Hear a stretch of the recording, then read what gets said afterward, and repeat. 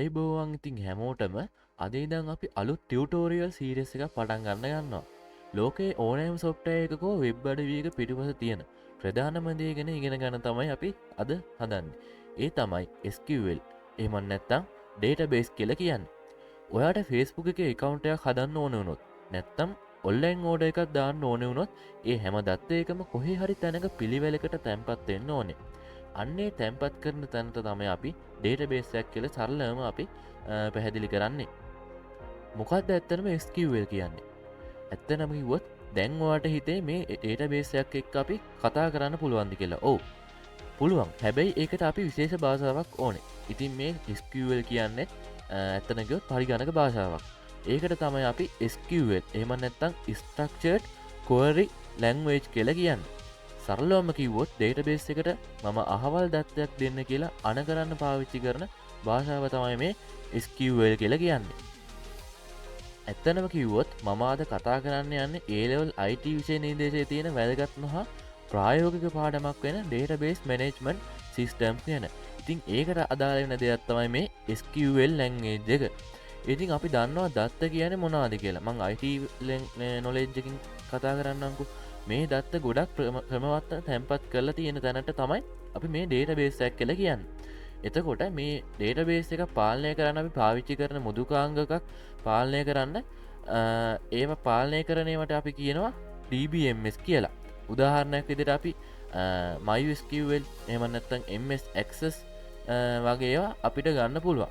A-level විභාගයේදී අපිට ප්‍රධාන වශයෙන්ම SQL කොටස් 3ක් ගැන ඉගෙන ගන්න තියෙනවා. ඒ මොනවද කියලා බැලුවොත් DDL ඒ කියන්නේ data definition language ඒ කියන්නේ database එකේ view එක හදන්න. ඒ වගේම දෙවෙනි එක විදියට DML data manipulation language data ඇතුළත් කරන්න හා වෙනස් කරන්න. එහෙම නැත්නම් ඒ වගේම තමයි DQL කියන එක. ඒ කියන්නේ දත්ත ලබා ගන්න. එහෙම නැත්නම් select queries කියන එක තමයි අපි දත්ත ගැන තුනක් කතා කරන්න යන SQL කොටස් විදිහට. ඉතින් ඇත්තටම කිව්වොත් A-level විෂය නිර්දේශ පමණක් නෙවෙයි ඕගොල්ලෝ අමතරව මේ කෝස් එකක් විදිහට කරනවා නම් මේ SQL කියන එක එහෙම නැත්නම් මේ MySQL කියන එක ඕගොල්ලන්ට මේ වීඩියෝ එක හරිම ප්‍රයෝජනවත් වෙයි. ඉතින් මම මේ කියන ස්ටෙප්ස් දිගටම ඕගොල්ලෝ බලාගෙන යන්න එහෙම නැත්නම් ෆලෝ කරගෙන යන්න. ඉතින් මේ වීඩියෝ එක එක තැනක්වත් මිස් කරගන්න එපා. එතකොට ඕගොල්ලන්ට කිසි දෙයක් සමහර විට තේරෙන්නේ නැති වෙයි. එහෙනම් අපි පටන් ගමු ඉස්සෙල්ලාම ඉන්ස්ටෝල් කරන තැන ඉඳන්. ඉතින් සමහරලාට A-level විෂය නිර්දේශය නම් මේ ඉන්ස්ටෝල් කරන ඒවා අහන එකක් නැහැ. නමුත් ඕගොල්ලෝ කෝස් එකක් විදිහට කරනවා නම් මේ MySQL database කියන ඒවා ඕගොල්ලන්ට මේක ප්‍රයෝජනවත් වෙයි. ඉතින් අපි බලමු කොහොමද මේ softwares එහෙම නැත්නම් මේ database install කරගන්න කියලා තමන්ගේ PC එකට.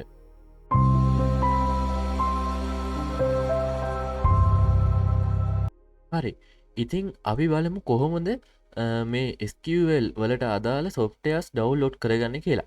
ඉස්සෙල්ලාම මම කියන්න මේ softwares මොනවද කියලා මොනවද මේවයින් වෙන්නේ කියන එක. ඉතින් ඇත්තටම කිව්වොත් මේ softwares වලින් වෙන එකක් තමයි දැන් මම ඉස්සෙල්ලාම කියන්නම් පළවෙනි software එක අපි download කරගන්න ඕනේ. පළවෙනි කියන්නේ ඇත්තටම එක software එකේ මම හිතන්නේ download කරගන්න ඕනේ. ඉතින් ඒක තමයි SAM කියන එක. SAM කියන්නේ ඇත්තටම කිව්වොත් වෙබ් සර්වර් එකක්. එහෙම නැත්නම් අපේ පරිගණකයේ තියෙන host එකක්. එහෙම නැත්නම් මේ පරිගණකයේ ඇතුළේම අපේ hard disk එක ඇතුළේම අපි host කරගෙන අපි වෙන browser එකකට ගිහිල්ලා අපිට පුළුවන් අපේ computer එක server එකක් කරගෙන අපිට මේක වැඩ කටයුතු කරගන්න. ඉතින් අපිට ඒක download කරගන්න ඕනේ. ඉතින් අපි යන්න ඕනේ ඉස්සලාම browser එකට. ඉතින් මම Google Chrome browser එකට ගියාට පස්සේ මෙන්න මේ link එක ඕගොල්ලෝ paste කරගන්න. එහෙම නැත්නම් ඕගොල්ලෝ click කරලා යන්න. මේක description box එකේ ඕගොල්ලන්ට දීලා තියෙනවා. මේක දීලා ඕගොල්ලෝ next දෙන්න. එහෙම නැත්නම් enter කරන්න. enter කරාට පස්සේ මෙන්න මේ වගේ site එකකට ඕගොල්ලෝ login වෙනවා. එහෙම නැත්නම් ඕගොල්ලෝ load වෙනවා. ඉතින් මේකේ තියෙන මේ software එක ගැන විස්තර ටිකක්. ඉතින් මේ තියෙන Apache, MariaDB, PHP අන්න ඒ වගේ. ඉතින් මේවා ගැන මම පස්සේ මම ඔයගොල්ලන්ට විස්තරාත්මකව කියලා දෙන්නම්.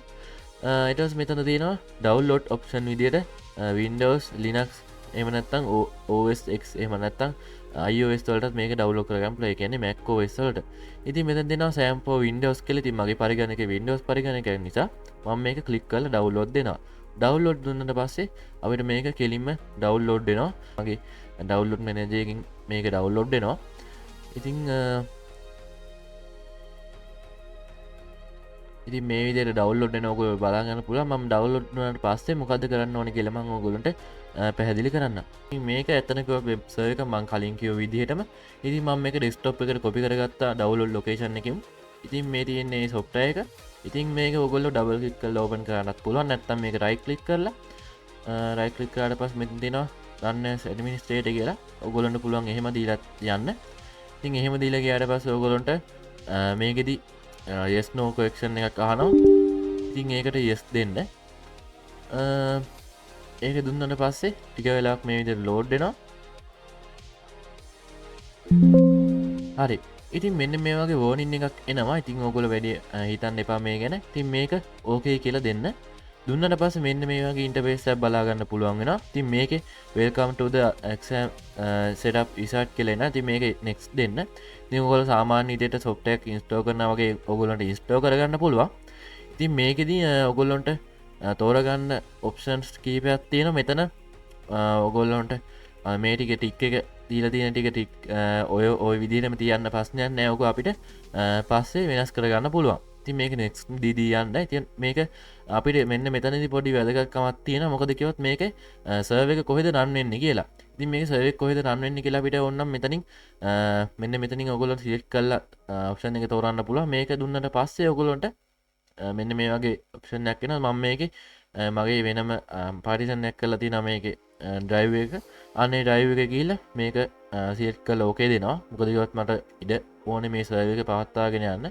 ඉතින් මේක ඕකේ දීලා මම මේක next දෙනවා. ඊට පස්සේ මේක දැන් the selected folder is not empty please select a different folder කියලා. ඒ කියන්නේ මේක ඕගොල්ලන්ට කියනවා folder එකක් තමයි දෙන්න කියන්නේ. ඒ කියන්නේ මේකෙදි කෙලින්ම ඔයගොල්ලන්ට නිකම්ම කෙලින්ම සිලෙක්ට් කරන්න බෑ. මේක සිලෙක්ට් කරලා අපිට ෆෝල්ඩර් එකක් ඉස්සෙල්ලා ක්‍රියේට් කරගන්න ඕනේ. ක්‍රියේට් කරගන්න මම එක්ස්ප්ලෝරර් එකට ගිහිල්ලා new volume එකට ගිහිල්ලා මට මේක ක්‍රියේට් කරගන්න මම මේ new folder කියලා මම මේකට SQL කියලා දෙන්න.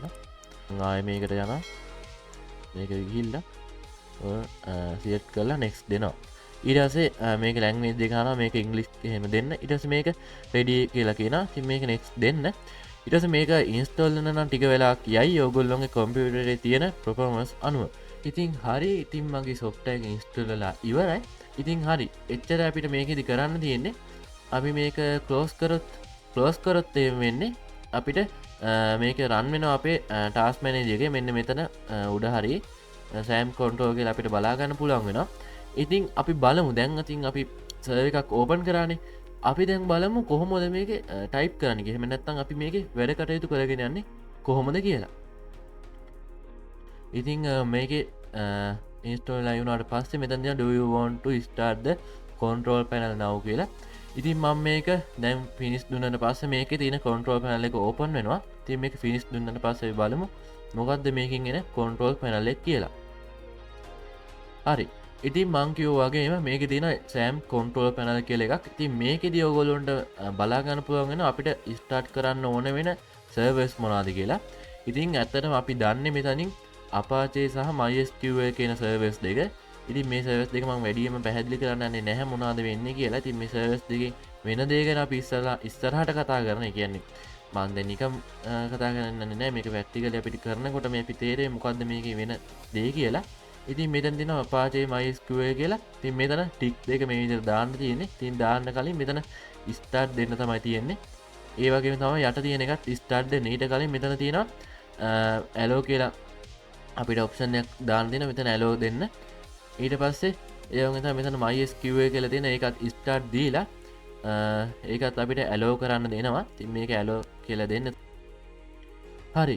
ඉතින් අපි ඔක්කොම software install download and install වැඩ කටයුතු කරගෙන ඉවරයි. ඉතින් දැන් අපිට කරන්න තියෙන්නේ මේක කොහොමද run වෙන්නේ කියලා බලන්න. ඉතින් අපි ඉස්සෙල්ලාම Chrome web browser එකට යනවා. ඒක ඕන browser එකකට ගියාට ප්‍රශ්නයක් නැහැ. දැන් අපේ servers ටික වැඩ කරමින් පවතිනවා. ඉතින් ඒක නිසා අපිට මෙන්න මේ keyword එක අපිට search කරන්න පුළුවන්. මම මේක copy කරගෙන paste කරගත්තා. මෙන්න මේ කියන වචන ටික එකත් මම description එකේ දාලා තියන්න. මේක copy කරගෙන ඇවිල්ලා මෙතනට paste කරගන්න. ඉතින් මෙතන තියෙනවා localhost /php myadmin කියලා. අන්න ඒක ඔයගොල්ලෝ දීලා enter කරන්න. එන්ඩ ගාට පස ටික වෙලාවක් ඇයි මේක ඕපන් වෙන්න ඔන්න ඔය විදිහට තමයි මේක පෙන්නන්නේ පොඩි හවුලත් තියෙනවා මේක මේ සිංහලෙන් ශ්‍රාස්ටලා තියෙනවා ඉතින් මං ඒක පොඩ්ඩක් සෙටින්ස් එක වෙනස් කරන ගෙන් ට්‍රන්ස්ලේට් එක වෙනස් කරන්න ඉතිං ඔගොල්ලොන්ට මෙන්න මේ වගේ එකක් වුණොත් ඉතින් මං ඕගොල්ලොන්ට ඒකත් කියල දෙන්න මෙන්න මෙතන මුහුණුවර සම්බන්ධ සිටුවම් කියල තියෙනවා මෙතන භාෂාව කියන තැනින් අපිට ඔගොල්ලොන්ට ඕන භාෂාවක් සිලෙට් කරන්න පුළන් මෙතන ඉංගලිස් කියන එක දීලා සිලෙට් කරන්න එතකොට මේක ඔටෝම ඉංගලිස් වලට හැරවි මෙන්න මේ විදිර තමයි අපේ සර්වයක ඕපන්න නෙමනත්තන් අපේ PHP මයිඇටමින් කියන දේ ඕපන්න නිතින් ඔගොල ඒල ගසිදි කරනවා නම් මේ පාඩම සමලට ඉවරයින දන්න මේ මොකද මේ PHP මයිඇටමින් කියන්නේ දන්න ඇති අයට තා මම එක කියල්ලුන්නේ මොකක්ද මේ කියලා ති මේ තියෙන්නේ ඒක තමයි මේ තියෙන සර්වයකින් අපිට වැඩකතයුතු කරගන්න පුළුවන් ඉතින් අපි බලමු කොහොමද මේක වැඩකතයුතු කරගෙන යන්න කියලා ඉස්සරහට ඉතින් ඕගොල්ලොන්ට SQL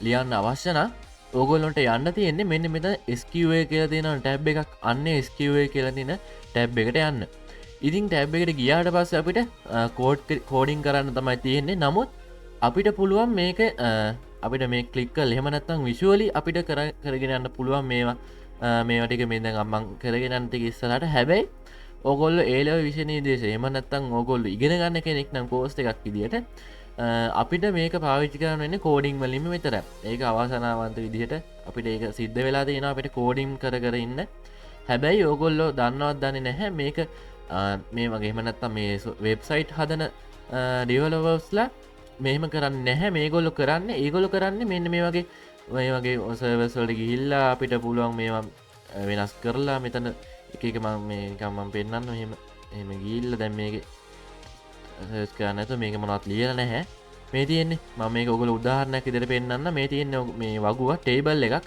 මං ඉස්සරට මේ ටේවස් ගෙන කතා කරන මෙන්න මේ වගේ ගීල මේවා එඩිප් කල මේ ඩොප් කරලා ඔයක කතන්දරවගැස ගොඩත් තියෙන ති මේ දැක්කම කම්බිස්සන්න එපා මං ඔගොල්ල ඉස්සරහට මේ දේවල් ගැන විස්තරාත්මව කතා කරන්න ඉතිං මෙන්න මේ දෙතම අපි ඉන්ස්ටෝ කරගත්ත අපේ PHP මයි ඇඩමින් කියන එක මේ ස්කවල් පාට්ටකිටින් අදින් අද මං මෙතනින් එහට මං කරගෙන නැහැ මෙතන ස්කවල් කෝඩිං කරනය එහෙම තින් මම ඊළඟ වීඩියෝ එකද මම මේ ස්කවල් කෝඩිං ගැන කතා කරන ඉතින් අදරික් වීඩියෝ ටිකක් දිගවෙන් ඇති හැබේ ඊළඟ වීඩියෝස් වල එච්චර දිගවෙන එකක් නෑ නැත්තන් ඔකොල්ල මේ වීඩියෝ එක දිගුණහමත් බෝරිං වෙනවානේ ඉතින් ඒ ඉන්න මම පියවරෙන් පියවර මේ ස්කවල් කොඩස්ටික් කරගෙනන්න ඉතින් මේ අවුරුද්ධ කවුරුත් මේ වීඩියෝ සියස එකක් දාලා නැහැ ම YouTube එක සර්ච් කළ බැලුව ඉතින් පරණ වීඩියෝස් තමයි තියෙන ගොඩක් ඉතින් අලුතෙන්ම මමතා මේ YouTube එකට දාලා තියෙන මේ විසි අවුරුද්ධ ඉතින් ඕගොලොන්ට බලන්න පුළුවන් YouTube එක සර්ච් කළ කවර දාලාදී නන ඉතින් ඒවගේම තමයි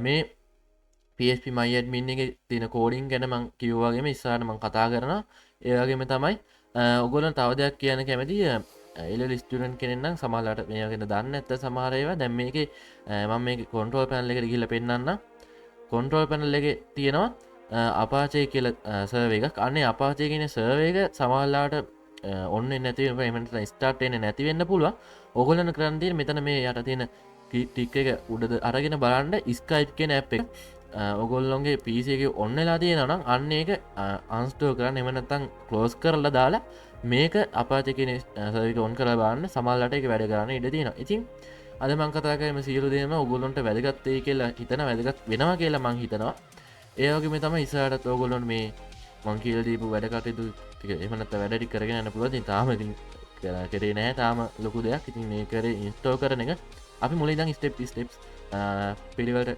අගමනය කරගෙන එතකට අපිට පුළුවන් ලොකු ඩේට පේසක් එමනත්තන් ලොකු සර්වයක තියෙන පාලයකන්න පුළුවන් අපිට වෙබ්සයිට් අපි පාලකන්න පුළුවන් තත්වට හැකියාවක් ලැබෙනවා මේ බේසික් නොලෙජ් එකකින් අද මං කතා කරේ කෝම ස්කවල් පාටකමන ස්කව කියන මොකද සහ සෑම් කියන සර්වික ඉන්ස්ටෝ කරලා ඩවලොඩ් කල ස්ටෝ කරලා PHP මයි ඩිමලට ලොගින් වෙන්න කොහොමද කියලා ඉතින් අදින් මගේ වීඩියෝ එක අවසං වෙනවා ඉතින් ගොඩක් කාලකට පස් මේ දාප වීඩියෝකට අනිවාරයම ලයික අදදාන්න අමතක් කරන්න එපායකම තම මගේ චැනල එක සස්ක්‍රයිබ් කරන්න මේවාගේ තම මේ වීඩියෝ සිරස එක නැත්තම මේ වීඩියෝ ෂය කරන්න අමතක් කරන්න එපා මගේ වීඩියක හොඳයිනම් කමෙන්ට් ඇදදාන්නත් අමතක් කරන්න එපා එහෙනම් අදට මම මේ වීඩියෝගෙන් සමුගන්න අපි ඊළඟ වීඩියෝ එකෙදී නැවත හමුවමු හැමෝටම ජයවේවා